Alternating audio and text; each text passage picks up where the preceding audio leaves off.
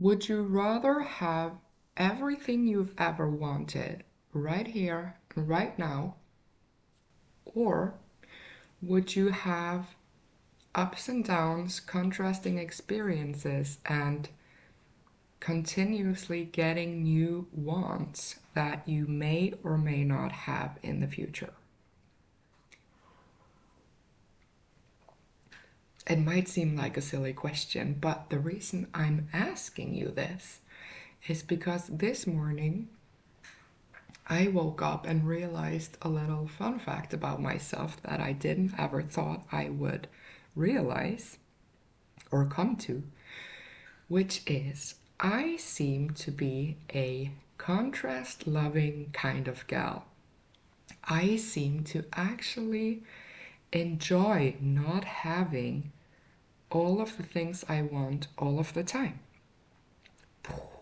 And how I realized that was I woke up on a Friday, my day off, and I slept in until 8 o'clock, which is late because I normally get up at 5:30, which by the way makes me wonder, is it true that you guys in America normally work from 9 to 5? That's what we seem to hear all the time, and that's late for us Norwegians. We normally start work at 7 or 8. So I'm actually wondering that. But anywho, I got up at 8 and I just really enjoyed knowing that I could do anything I wanted or nothing at all, which we, of course, we do on our days off. But that's the thing. I realized how much I enjoyed it because it was my day off, which means that not all of my days are off. I have days where I'm working, where I have to do certain things, where I have to make my life work out, pay my bills, and all of that. And I would have thought on an earlier point in my life that I would love having all of my days off. That was actually a dream of mine for quite a long time, that I would just find a way to get this passive line of income coming to me all of the time without me having to continuously work for it, so that I could have all my days off and just do whatever the F I wanted to do. That's what I thought I wanted, and I actually got a taste of that life because after I left my job earlier this year, I had 6 weeks after leaving my job and before starting my new company. I gave myself 6 weeks off because I had saved some money, so I knew that I could afford to do that. And I was exhausted and tired, and I thought, oh, I'm gonna love having 6 weeks off. This will be like a try run for my new dream life, that I can just wake up every morning and do whatever the heck I want. And okay, I'll be honest, I enjoyed it for maybe 2 weeks. It was lovely. But then it started getting boring and unfulfilling because there was no contrast. Every day was there for me to just do whatever I wanted, and then the magic kind of disappeared because it wasn't this feeling of finally being able to feel this or that, because I was able to do that every day and I didn't enjoy it. I actually didn't enjoy it. So today I realized I need contrasting experiences in my life for me to be able to enjoy the moments of experiencing the things I want, because I don't have them all of the time. Do you get where I'm coming from? Because if I had 365 days a year off, would I appreciate them? If I lived in a country where I had summer and warm sunny weather every day, all year round, I wouldn't really appreciate the summer. that's just who I am, because I love having fall and winter and spring so that I can kind of look forward to the next season. That's the thing. I love having something to look forward to. And I also love the fact that I constantly get new things to want, to wish for, and to not be sure, to not know that I will have it at some point, because it's kind of exciting wondering when or if or how. So if I didn't want things because I had everything I wanted right here, right now, how boring would that be? Which reminds me, did you ever watch the show on Netflix called The Good Place or something? The quality of the show is, I'm not going to talk about that, but it's about how when we die, we come to the good place. And the good place is a place where everything we want, we can just think about it and it instantly appears. And we have it, right?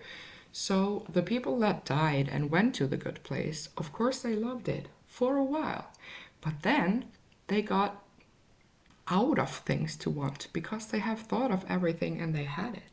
And that was the plot twist, because that's when they realized they were actually in the bad place in disguise. They were being fooled. They never got to the good place. It was the bad place. And they realized that when they came to the point that there is nothing left for me to want, and I will never cease to exist. I will just stay in this forever, having all of these things I want, but there's nothing left for me to yearn for, to wish for, because I have everything. And I thought, wow, this is a great life lesson, right? Because we seem to think, or a lot of us seems to think, that one day I will wake up and have everything I ever wanted and my life will just be perfect. Maybe it will for a while, but for how long? Will that be the good place? I don't think so, at least not for me. I love getting new ideas and new things to want and daydreaming about them and wondering if I'll ever have them, and finding the inspiration and motivation that can actually move me forward to make the choices and take the action I need to take to get closer to that goal, to get closer to the things that I want. So I realized that I love contrast. I love not having all the things that I want all of the time, because I love having something to look forward to. And I love the feeling I get after some hard days of work, where I can just finally wake up to a day off. And I'm loving my day off because the day before wasn't. You see? And I think that just gave me so much food for thought, because how often do we walk around in our lives feeling unhappy because we don't have this or that yet, and we constantly measure where we are today with where we want to be somewhere in the future. And when we do that, we feel bad. And I'm not saying we shouldn't measure where we are with where we want to be, but instead of feeling bad that we're not there yet, how about the cliche of enjoying the process? How about we instead think about what actually, how some of the things I have today is something I dreamt about maybe a year ago, or 5 years ago, or 2 months ago, and now I have it.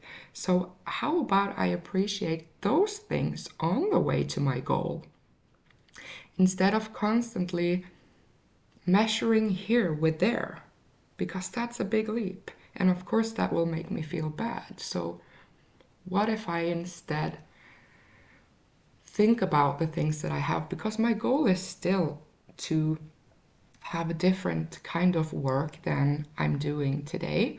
I see my work as temporary. And so I've been thinking, oh, one day I will not do this anymore and I will have all my ducks in a row and everything figured out, and that will feel so much better. Well, it won't if I constantly just jump ahead of myself, because if I don't see that I have things that I want today that I didn't have a year ago, what's the point?